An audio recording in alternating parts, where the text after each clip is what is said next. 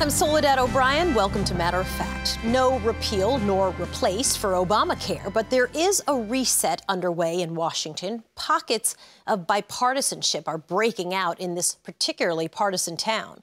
The Senate Health Committee announced it would hold bipartisan health care hearings next month in an effort to stabilize the insurance market. This following an impassioned plea by Republican Senator John McCain, who's battling brain cancer, denouncing the push by both parties to win at all costs. We've been spinning our wheels on too many important issues because we keep trying to find a way to win without help from across the aisle. Without much fanfare, a group of Democratic and Republican congressmen have been meeting to find common ground on issues that divide the parties. Connecticut Congressman Jim Himes is the chairman of the moderate New Democrats, and Pennsylvania Congressman Charlie Dent is co-chair of the moderate Republican Tuesday group. And both are working in their districts this week, so they join me remotely. Nice to see you both. Thanks for talking with me. In the op-ed that you wrote together in the Washington Post, here's a quote. Compromise may not be glamorous and may not play well on cable television, but it is an absolutely necessary component of successful legislation. And as I read that, I thought, yeah, I wonder if there are other forces at work here, which is it actually is kind of sad that it's news that we're talking about the idea that you guys are going to work together across the aisle. Like, isn't there something a little sad that that's a story?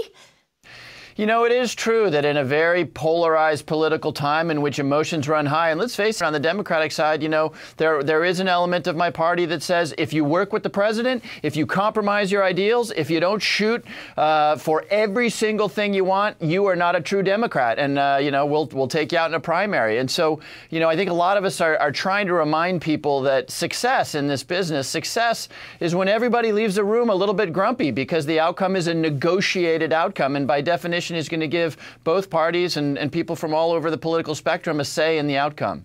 The only thing I would add to that, Soledad, is that both parties are struggling with this battle. You have the purists and the pragmatists, and there's this never-ending tension.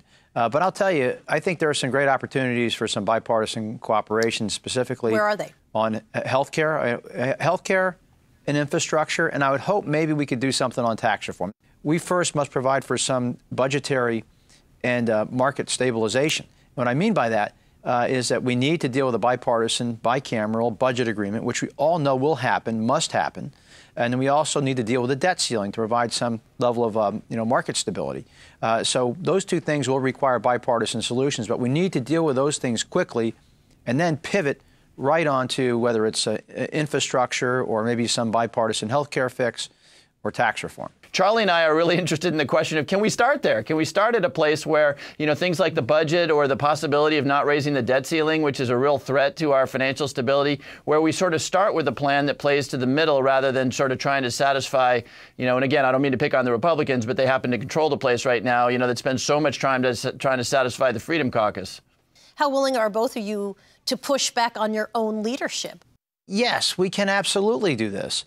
I feel that we just put forward a bipartisan proposal on health care.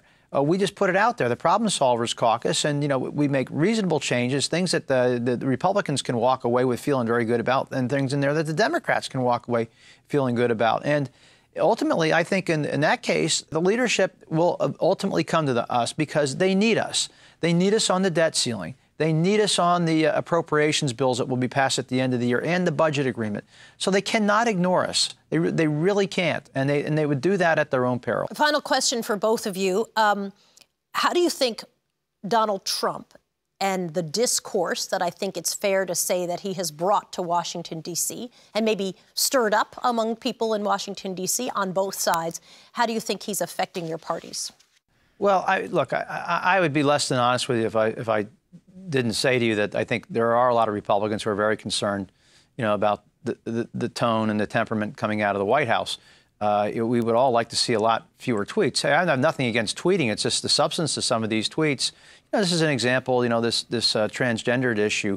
You know, we were working constructively with the Defense Department Secretary Mattis on a review and trying to, you know, kind of tamp this issue down. And then the presidential tweet, you know, undermined it. And so this type of inflammatory rhetoric is really an incendiary rhetoric isn't always, it's not very helpful. On the Democratic side, it's also kind of raised the rhetoric as well, which I think could be problematic for the Democrats.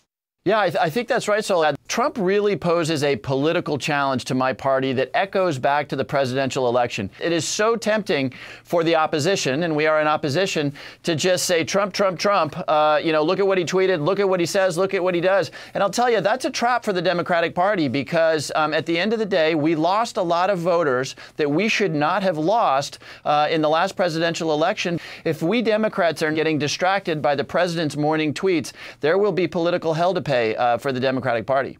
It's a good way to end. Congressman Charlie Dent, thank you for joining us. Congressman Jim Himes as well. Thank you for joining us today. We appreciate it.